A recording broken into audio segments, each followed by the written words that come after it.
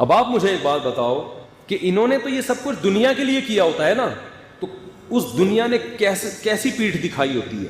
یہی وہ دنیا ہے جو شوبز کی دنیا سے وابستہ لوگ, کسی کو کینسر ہو رہا ہے, کسی کو ہارٹ اٹیک ہو رہا ہے, کوئی کس طرح سے مر رہا ہے, مرنے کے بعد وہ ساری ترقی جو آسمان کی بلندیوں تک پہنچی ہوئی تھی وہ دھڑام سے نیچے, بلکہ مرنے کیا بڑھاپے کے بعد ہی. جو ہیروئنز بڑی خوبصورت اور جن کو فلموں والے چھوڑتے نہیں ہیں, عورت پہ تو بڑھاپا جلدی آتا ہے. آپ کو پتہ ہے گھاس وہ دیر تک قائم رہتی ہے اور پھول بہت جلدی مرجھا جاتا ہے. مرد تو پھر بھی کچھ دیر چلتا ہے. جو لڑکیاں شوبز کی دنیا سے وابستہ ہیں بہت جلد ان میں اٹریکشن ختم ہوتی ہے اور ان کو ایسے مسترد کر دیا جاتا ہے جیسے ٹیشو پیپر جو ہے نا, استعمال سے پہلے کتنا اچھا اور استعمال کے باہر کہاں پھینکا جاتا ہے, ردی کی ٹوکری میں. اور آپ ان کی عزت دیکھ رہے ہوتے ہیں اسٹیج پہ, ان کو پرانے بوڑھے اداکاروں کو بھی بلایا جا رہا ہے, ان کو ایوارڈ دیا جا رہا ہے. بھائی یہ 5 منٹ کی عزت ہو رہی ہے ان کی بس, اس کے بعد ان کو کوئی بھی نہیں. یہ ٹی وی کی اسکرین کے سامنے 10 منٹ کی, باقی کوئی نہیں پوچھنے والا ہوتا گھر میں. لیکن اس میں اتنا اچھا کلچر دکھایا جاتا تھا, اتنا باپ کا احترام, ماں کا احترام, میاں بیوی کے رشتے کو اتنا اچھا دکھایا جاتا تھا کہ فیملی سسٹم اور مضبوط ہوتا تھا. اب تو لوگ کہتے ہیں ڈرامہ آ رہا ہے, بیوی اس کی یہ چکر وسیم بھائی سے چل رہا ہے اور میاں کا چکر آفس میں کسی اور لڑکی سے چل رہا ہے. یہ چکر جب آپ گھروں میں دکھاؤ گے تو بھائی بیوی کو, اچھی بھلی عورت کو بھی خیال آئے گا کہ جب اس کا چل سکتا ہے تو میرے بھی تو وسیم بھائی رہتے ہیں پڑوس میں اور دیکھنے میں بھی ان سے اچھے ہیں. ڈراموں میں جو آ رہا ہے اس تو یہ چل رہا ہے مارکیٹ میں. تو میں اپنے زمانے کے جو اداکار ہیں نا, جو ہم بچپن میں اللہ معاف فرمائے توبہ کر لی تھی, اس وقت بھی ابا کی طرف سے اجازت نہیں تھی, چھپ چھپا کے دیکھ لیا کرتے تھے, لیکن پھر توبہ بھی کر لی الحمدللہ. تو وہ میں ایکٹر کبھی کبھار یوٹیوب پہ دیکھتا ہوں اب کیسے لگ رہے ہیں وہ, اس زمانے کی ہیروئنیں اور اس زمانے کے ہیرو. ایک دفعہ میں نے اپنے گھر والوں کو بٹھایا, میں نے کہا ہمارے زمانے کی ہیروئن تھی اب دیکھ رہے ہیں. میں نے کہا عبرت, مجھے پتا ہے اب وہ خوبصورت نہیں ہوگی, عبرت کے لیے دیکھ رہا ہوں. تو میں نے گھر والوں کو کہا کہ اس کا نام مجھے یاد نہیں, وہ خیر سرچ کر کے نکالا, دیکھا اللہ کی پناہ کیا انسان کا کباڑا ہوتا ہے یار بڑھاپے میں. میں نے کہا یہ وہ ہیرو ہیروئن ہے جن پہ ہم مرتے تھے یار, کیا ہینڈسم. اب دیکھو جھریاں, اس طرح سے بھی یہ جھریاں ٹھیک نہیں ہوں گی. اب اس طرح بھی کر لو گے تو آپ پلاسٹک سرجری کر کے تھک جاؤ, مگر یہ جھریاں ٹھیک ہونے والی نہیں. اب کوئی نہیں پوچھتا ان کو شوبز کی دنیا میں. اللہ کے بندوں وقت پہ شادی کر کے بچے پیدا کر لیتے, ان کو دین سکھاتے, اسلام سکھاتے.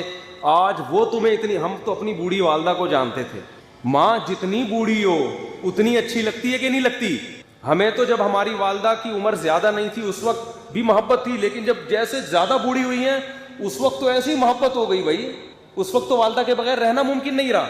باریاں لگتی تھیں. سعودی عرب میں کیس آیا عدالت میں, سعودی عرب میں 2 بھائیوں نے اتنی لڑائی کی ہے کہ عدالت پہنچ گئے. ایک کہہ رہا تھا میری بوڑھی ماں میرے ساتھ رہے گی, دوسرا کہہ رہا تھا میرے ساتھ, اور ڈر تھا کہ ایک دوسرے کو جان سے نہ مار دیں. ہر آدمی چاہ رہا ہے ماں میرے ساتھ رہے. عدالت نے فیصلہ سنایا 6 مہینے اس کے ساتھ اور 6 مہینے اس کے ساتھ. جب مذہب سکھاؤ گے نا گھر میں عزت ہوگی, اور جب بچوں کو ڈراموں فلموں میں لگاؤ گے بچے ایکٹر تو اچھے بن جائیں گے, ڈانسر اچھے بن جائیں گے, اچھے سنگر بن جائیں گے. شوہر ہے تو اچھا شوہر نہیں بنے گا, بیوی ہے تو اچھی بیوی نہیں بنے گی, اولاد ہے تو اچھی اولاد نہیں بنے گی, باپ ہے تو اچھا باپ نہیں بنے گا. وہ سمجھ میں آ رہی ہے بات کہ نہیں آ رہی ہے؟ جتنے مشہور لوگ ہوتے ہیں آپ ان سے پوچھو ان کی بیویوں سے, کیا یہ اچھا شوہر بھی ہے؟ کیا یہ تمہاری اولاد تمہارا اکرام کرتی ہے؟ نہیں کرتی, الا ماشاء اللہ اللہ کسی ایک کو نواز دیں. تو اس لیے عبرت حاصل کرنی چاہیے. لکنھا خلۃ قد سیق من دمھا, یہ دنیا ایسی بے وفا ہے 2 منٹ میں منہ موڑتی ہے. تو بھائی اللہ سے لا لگاؤ, تمہیں گھر میں بیوی سے بھی عزت ملے گی, اولاد سے بھی عزت ملے گی. ہم نے تو دیکھا ہے علماء کی اولادیں کیسا ان کو پالتی ہیں, جو حالانکہ انہوں نے وہ عیاشی نہیں دی ہوتی اپنی اولاد کو جو لبرل لوگ دے رہے ہو, پابندیاں لگائی ہوتی ہیں, لیکن ان پابندیوں کے اثرات ہیں, وہ اپنے باپ کی بھی خدمت کرتے ہیں, اپنی ماں کی بھی. تو میں یہ عرض کر رہا تھا کہ یہ جو فنکار اداکار ہے نا, ان کی جوانی دیکھتے ہو تو ان کا بڑھاپا بھی دیکھ لیا کرو, اور گھروں میں جا کے دیکھا کرو گھر میں کون کتنی عزت دے رہا ہے. تنہا اکثر 100% کی بات نہیں کر رہا, کہیں کوئی ایکٹر مجھے فون کر کے کہے کہ آپ نے میرے بارے میں بولا, میں تو ایسے اکثر کی بات کر رہا ہوں. اکثر آخری عمر تنہائی کی گزارتے ہیں, کوئی ایوارڈ دینے والا نہیں, کوئی عزت کرنے والا نہیں, بچے چھوڑ چھاڑ کے بھاگ چکے. تو ابھی لاہور کا ایک کیس سامنے آیا, ایک پولیس آفیسر, بہت بڑا آفیسر, اپنے بچوں کو موبائل خرید کے دیا, آئی فون, بچوں کو گاڑیاں لے کے دی, اس نے سب کچھ کیا. جب بیمار ہوا نا تو ڈاکٹر نے کہا ان کے علاج پہ 20 لاکھ روپے خرچہ آئے گا.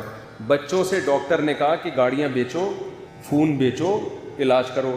بچوں نے پیسے دینے سے بولو نا انکار کر. کہ ہم اگر یہ سب چیزیں بیچ باچ کے ابا تو ٹھیک ہو جائیں گے, ہم تو دوبارہ زیرو پہ آ جائیں گے. اور بالآخر وہ باپ مر گیا. یہ نتیجہ نکلتا ہے اپنی اولاد کو دین نہ سکھانے کا. سمجھتے ہو کہ نہیں سمجھتے؟ تو اچھے بھی سمجھیں گے جب بوڑھے ہو جاؤ گے. ابھی جوانی کی مستیاں ہیں, سمجھ میں نہیں آ رہی بات.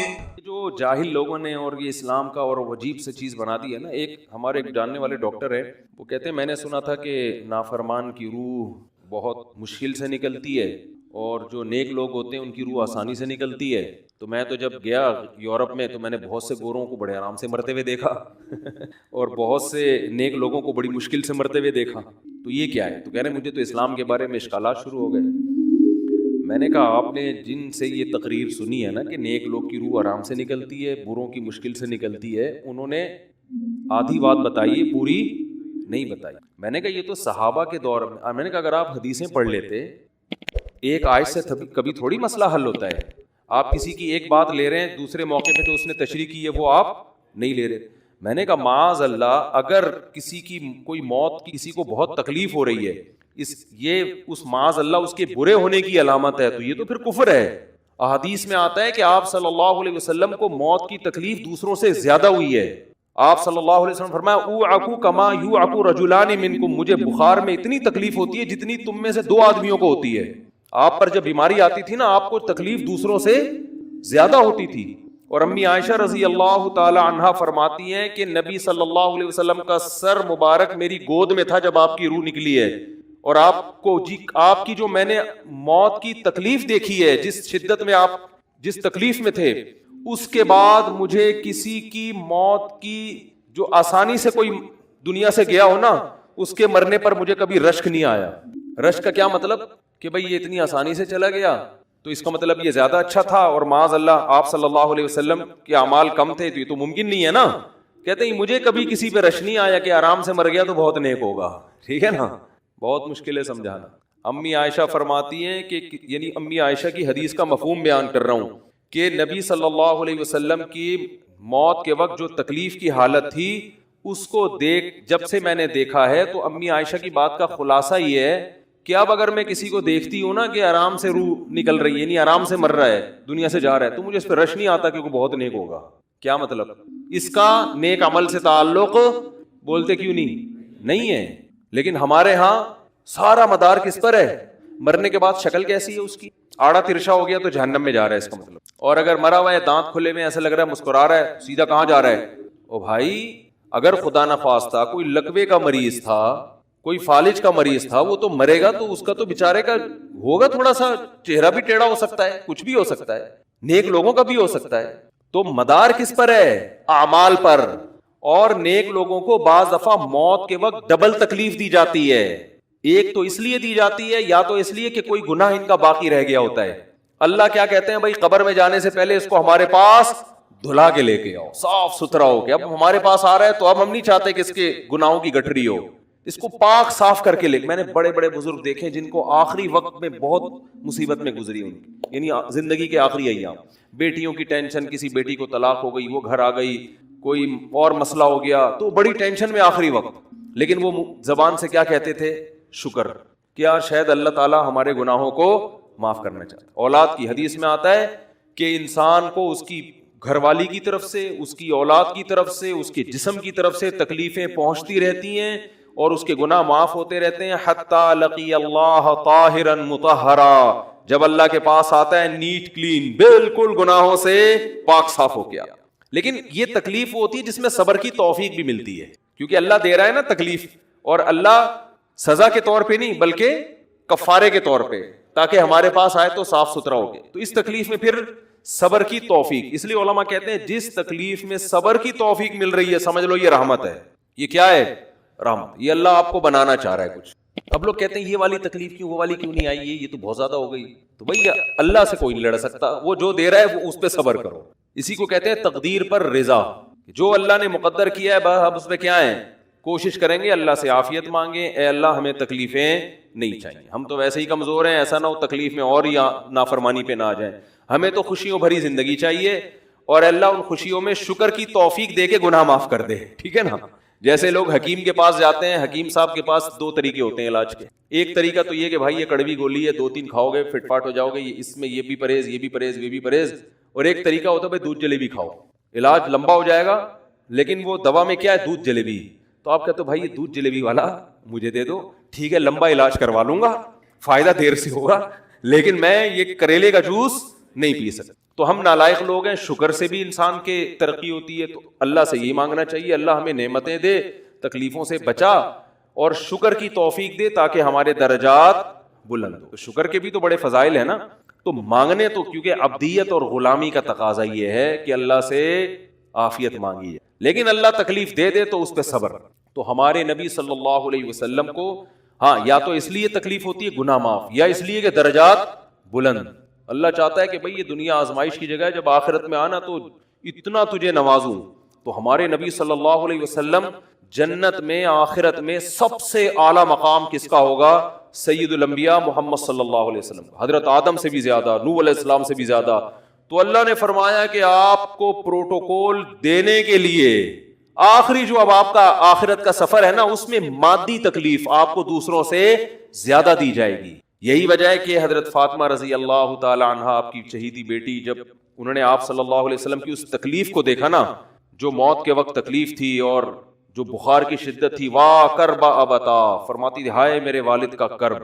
بہت زیادہ غمزدہ ہو گئی ان کو دیکھ کر کس قدر تکلیف میں ہے. تو آپ صلی اللہ علیہ وسلم نے فرمایا لا کرب علی ابیک بعد اليوم. کیسے تسلی کے جملے.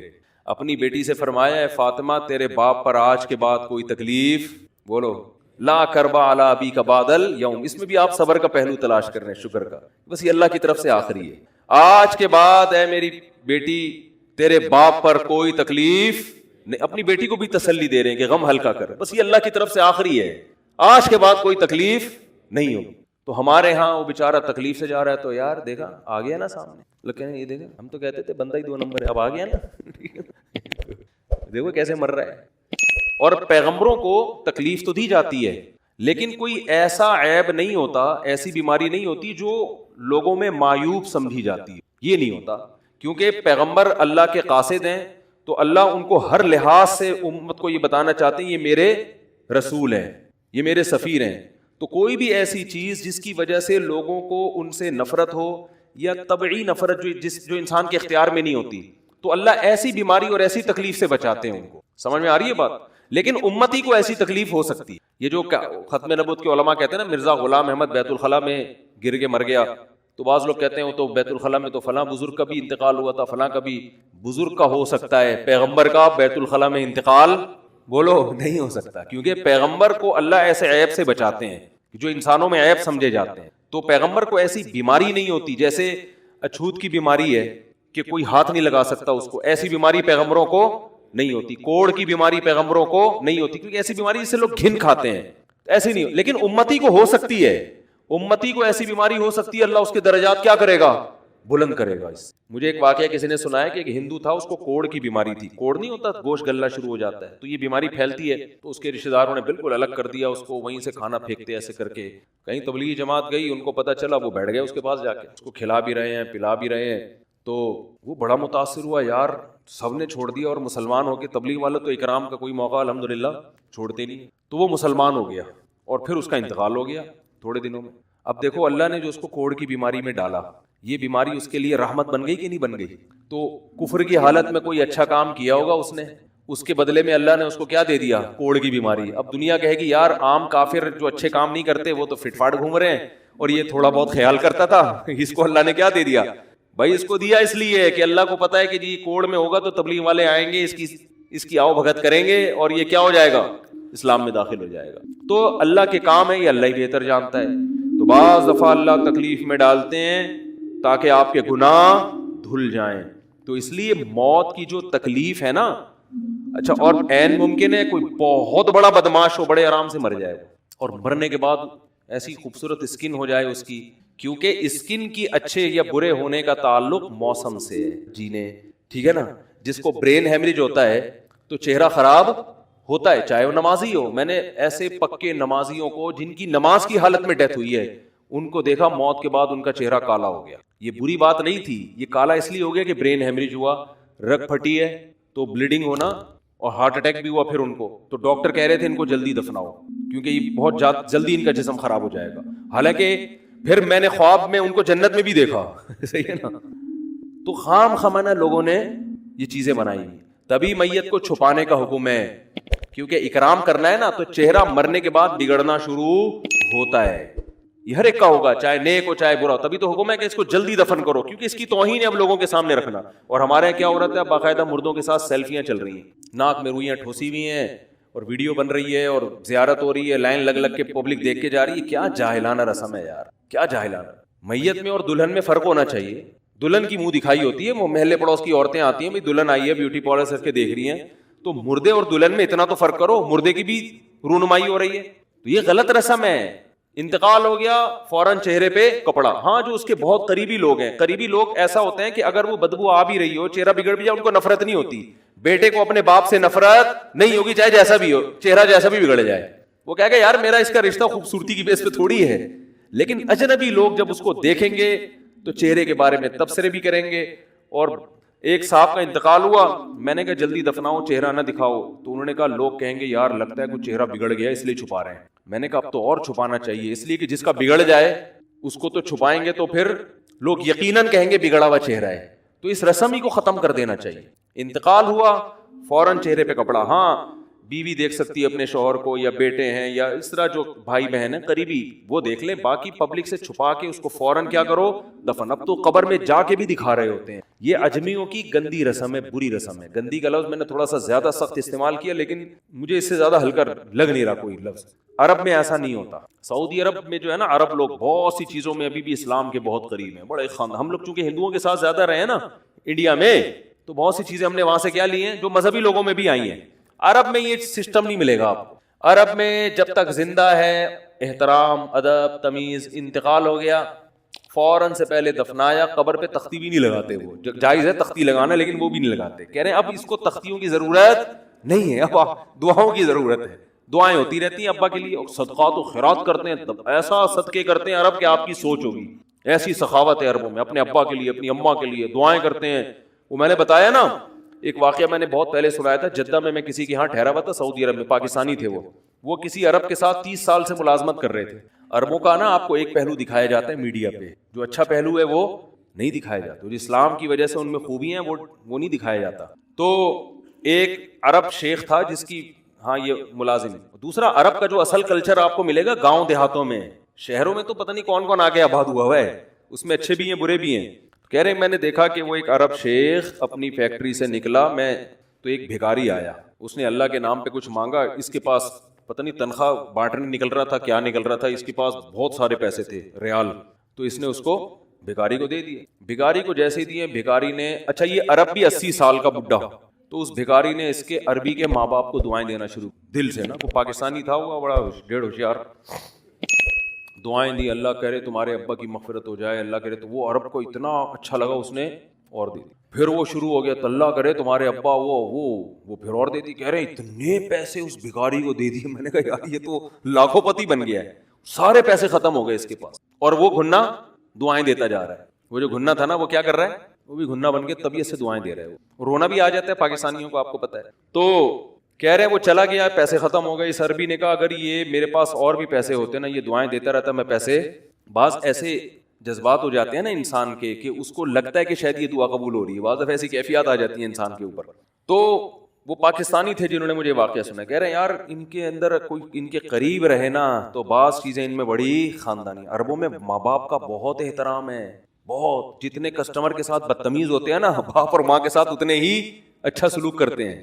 ایسا نہیں ہے جیسے زبان چلا دی اور یہ کر دیا. باپ بیٹھا ہوگا سب چپ کر کے آرام سے بیٹھے ہوں گے کہ باپ یہ بول بیٹا رہا ہے. ہمارے یہاں بیٹا باپ مجھے تو میں تو لوگوں سے پوچھتا ہوں یہ پہلے کیوں, کہ مجھے ایسا لگ رہا ہے آپ کا بچہ آپ سے پہلے پیدا ہو گیا, یعنی وہ باپ بنا ہوا ہوتا ہے. ٹھیک ہے نا, باتیں ایسے کر رہا ہوتا ہے کہ جو بیٹا ہے وہ باپ لگ رہا ہے, جو باپ ہے وہ بیٹا لگ رہا ہے. تو خیر کہاں سے کہاں بات چلی گئی, کیا بات کر رہا. ارے یار یہ تو موضوع کو کوئی پکڑ کے رکھے, یہ بہت بڑی جاہل پیر کی بات تو میں نے شروع کی تھی, شیطان ہوا وغیرہ سب ہو گیا. ہاں یہ بات چل رہی تھی کہ موت کی تکلیف اگر کسی کو ہوتی ہے, میں یہ بتا رہا تھا کہ اسلام کی باتیں اللاجیکل بات اسلام نہیں کرتا. ہاں مذہبی لوگ بعض دفعہ ایسی باتیں کر کے لوگوں کو بیوقوف بنا دیتے ہیں، قرآن کی آیتوں کی غلط تفسیر کر لیتے ہیں کہ بھئی وہ اتنی تکلیف سے مرا اس کا مطلب وہ جہنم میں جائے گا، وہ نیک آرام سے مر گیا. تو قرآن و سنت سے ملتا ہے کہ نیک لوگوں کو موت کی تکلیف بہت دفعہ ہوتی ہے، زیادہ بہت دفعہ نہیں بھی ہوتی. اب یہ نہیں کہ کوئی آرام سے مر گیا تو آپ کہیں سیدھا جہنم میں گیا، اس کو تو تکلیف ہی نہیں ہوئی، یہ بھی ضروری نہیں ہے. ٹھیک ہے، اس کو بولیں یہ اللہ کی رحمت ہے، اچھا گمان رکھنا چاہیے نا کہ بھئی یہ اللہ نے پہلے ہی دھلا دیا اس کو. تو یہ جو موت کی تکلیف جس کو قرآن میں آتا ہے نا کہ برے لوگوں کو موت کی تکلیف ہوتی ہے، وہ روح نکلنے کی ہے، کہ جب عالم برزخ کی طرف روح جاتی ہے اور اس کو برزخ کی چیزیں نظر آنا شروع ہوتی ہیں تو پھر روح چاہتی نہیں ہے کہ میں جسم سے جدا ہوں، لیکن فرشتے اس کو کھینچ کے نکالتے ہیں. تو یہ عالم برزخ کی چیز ہے، اس کا اس مادی زندگی سے تعلق نہیں ہے. مادی زندگی میں تو کسی کے یہاں گولی مارو گے نا، ٹھا کر کے گئی نکل گئی مر گیا، اور کسی کو کیما بنا کے مارو گے تڑپا تڑپا کے تو تڑپ تڑپ کے مرے گا. وہ مادی زندگی میں کسی کو آگ میں پھینکو گے تو جل کے مرے گا، چاہے نیک آدمی ہو. اور کسی کی گردن اڑاؤ گے تلوار سے تو 1 منٹ میں کیا ہو گیا، ختم. لیکن جو اس کی روح نکل رہی ہے، خدا کے پاس جا رہی ہے، وہ منظر نافرمان کا بہت ہی بھیانک ہوتا ہے. اور نیک آدمی کی روح ایسے پرواز کرتی ہے، وہ اس کی تکلیف ہے. اور اس پہ میں ایک واقعہ بھی سنا چکا ہوں، دوبارہ نہیں سناؤں گا، کہ کیسے دنیا میں بھی اس کے مشاہدات ہوئے ہیں لوگوں کو، کہ کیسے ان کو آخرت کی چیزیں نظر آنا شروع ہو گئی اور وہ باتیں کر رہے ہیں، باقاعدہ بتا رہے ہیں فروح و ریحان و جنت نعیم. جو قرآن میں آتا ہے نا، فرشتے آتے ہیں اور اس کی روح قبض کرتے ہیں، تو وہ بعض دفعہ اللہ دنیا میں بھی دکھا دیتے ہیں. تو کلو نفس ذائقۃ الموت، ہر نفس نے موت کا ذائقہ چکھنا ہے. ذائقہ کا معنی چکھنے والا. ذائقہ عربی میں اس کو نہیں کہتے جس کو ہم ٹیسٹ اور ذائقہ کہتے ہیں. ذائقہ اس میں فاعل ہے، جیسے قاتل قتل کرنے والا، قاتلہ قتل کرنے والی. تو ذائق چکھنے والا، ذائقہ چکھنے والی کو کہتے ہیں. بہت سے عربی الفاظ اردو میں آ کے نا ان کے مفہوم چینج ہوئے ہیں. تو کلو نفس، نفس کا لفظ عربی میں مؤنث ہے، انسانی جان کو کہتے ہیں. اللہ فرما رہے ہیں ہر نفس ذائقۃ الموت، موت کا ذائقہ چکھنے والا ہے. تو یہ ایک ایسی خبر ہے جو ہم پہلے سے جانتے ہیں. جو چیز پہلے سے پتہ ہوتی ہے کیا وہ بتائی جاتی ہے؟ بولو بھائی، میں ان سے کہوں آپ کے سر پہ ٹوپی ہے، کہیں گے بھائی یہ بتانے کی ضرورت نہیں ہے، مجھے پہلے پتہ ہے، سب کو پتہ ہے میرے سر پہ کیا ہے.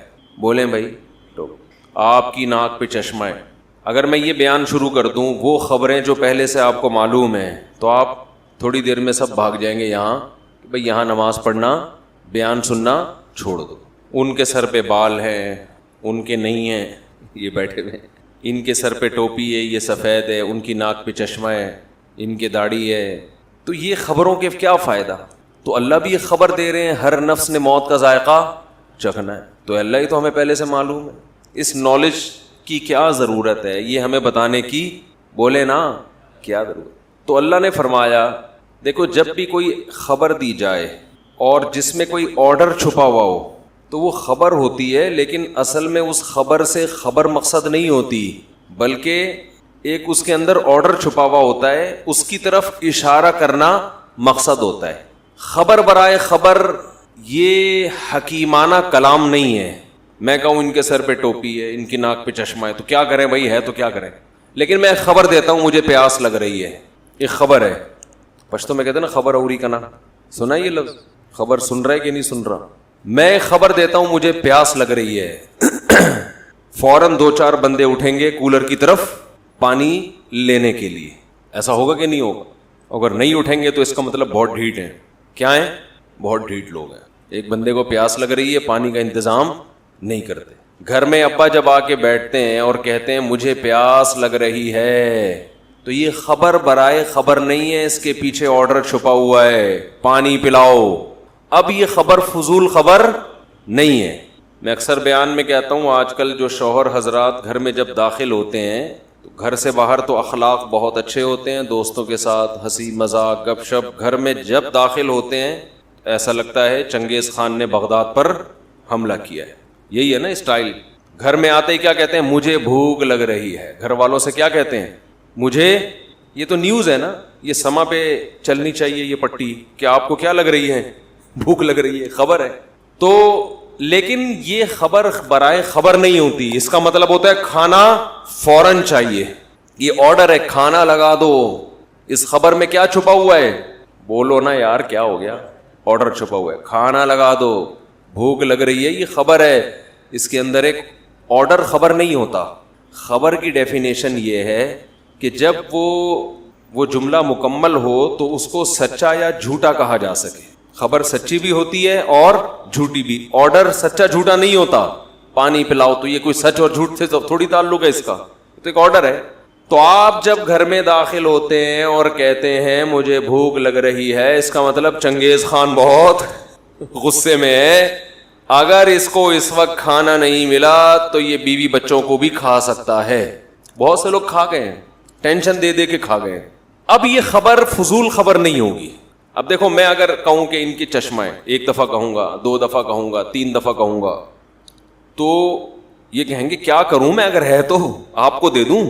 یعنی یہ خود اس میں آرڈر تلاش کریں گے کہ یار یہ فضول خبر کوئی نہیں دیتا، اس کے اندر کوئی آرڈر چھپا ہوا ہے. آرڈر یہ کہ شاید ان کو اچھا نہیں لگ رہا، بھائی آپ لے لو. تو ایک مثال آئی ہے ذہن میں لیکن وہ مناسب نہیں ہے، پھر وہ موضوع چینج ہو جائے گا، ہمارا وہی والا موضوع ہو جائے گا جو.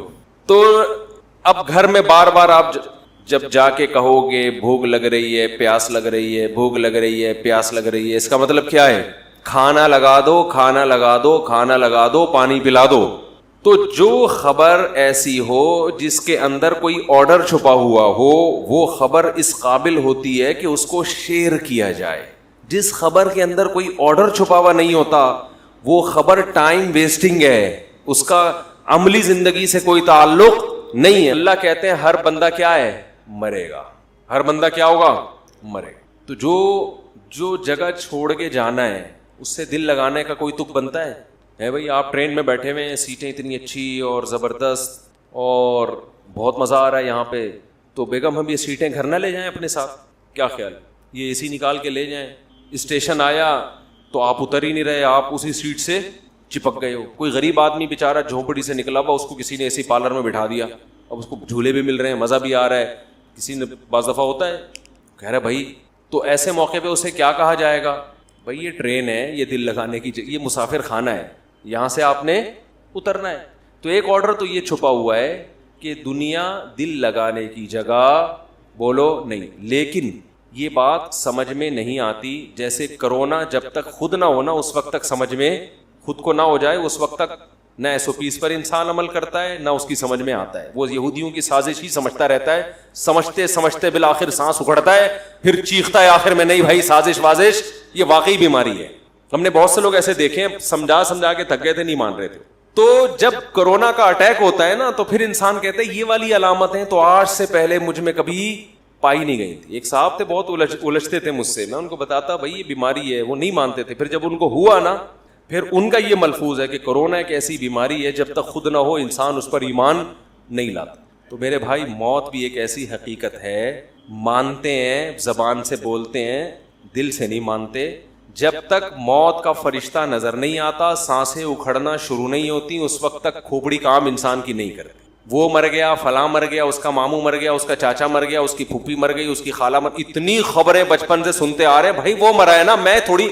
ابے تو بھی تو کسی کا پھپھا ہے، تو بھی تو کسی کی خالہ ہے، تو بھی تو کسی کا بھتیجا ہے، تو بھی تو کسی کا ابا ہے، تو بھی تو کسی کا دادا ہے، تو بھی تو کسی کا نانا ہے. جب تیرے ابا مر سکتے ہیں، تیرے نانا مر سکتے ہیں، تیری نانی مر سکتی ہیں، تیری دادی مر سکتی ہیں، تیری خالہ مر سکتی ہیں، تیری پھپھو مر سکتی ہیں، تو بھی تو کئی لوگوں کا یہ ہے. اوپر سے بولے گا موت برحق ہے، دل میں ہوگا میں نہیں مروں گا. اگر دل میں یہ ہوتا کہ میں مروں گا تو دنیا چھننے پہ روتا کیوں؟ پھر اتنا رو رہے ہیں، اتنا رو رہے ہیں، ہائے ہائے ہائے ہائے، جس سے ملو ہائے ہائے ہائے، ٹینشن لے کے بیٹھا ہوا ہے. اگر آپ کو کوئی بتا دے کہ آپ تھوڑے دنوں میں مر جاؤ گے، پھر آپ کو پلاٹ کی ٹینشن ہوگی؟ بولو کہ یار میرا کوئی پلاٹ نہیں ہے، میرا کوئی گھر نہیں ہے، میری کوئی گاڑی نہیں ہے، میری شادی نہیں ہوئی. ٹھیک ہے، ٹینشن ہوگی. بولتے کیوں نہیں؟ کیونکہ یہ بھی آج کل بیان سن کے لوگوں کو ٹینشن ہے کہ ہو کیوں نہیں رہی. یہ تو چار کی ترغیب دے رہے ہیں، ہماری ایک نہیں ہو رہی. ٹینشن پھر میرے پاس آ جاتے ہیں. اب تو جو مجھ سے ملنے کے لیے آتے ہیں میں وہیں روک کے بولتا ہوں شادی کے لیے تو نہیں آ رہا بھائی، وہیں سے یو ٹرن پکڑ لو، میں رشتے نہیں کراتا بھائی. کہہ رہے ہو تو ایک بھی نہیں ہو رہی ہماری. بھائی آپ کوشش کرو، ہو گئی ٹھیک ہے، نہیں ہو تو ہو کے بھی وہیں قبر میں جاؤ گے، نہیں ہو کے بھی مرا کے سب کیا ہے فنش. یہ بھائی یہیں کے کھیل ہیں. جب ہیں تو پھر یہی کہیں تو پھر میں اتنی اہمیت سے بیان کیوں کرتا ہوں؟ اس کی اور وجوہات ہیں، وہ ابھی ٹاپک میں لے کے نہیں چلوں گا، اس کی وہ مذہب کا حصہ ہے اس لیے بیان کرتا ہوں میں. آخرت کی تیاری کے لیے اس ٹاپک پر بیان بھی ضروری، اس پر عمل بھی ضروری ہے، یہ اس وجہ سے کرتا ہوں. تو موت کی باتیں تو کبھی کبھار کر لیتے ہیں، ہاں جی موت تو برحق ہے، لیکن عمل سے ایسا لگتا ہے یہ مرنے کے لیے تیار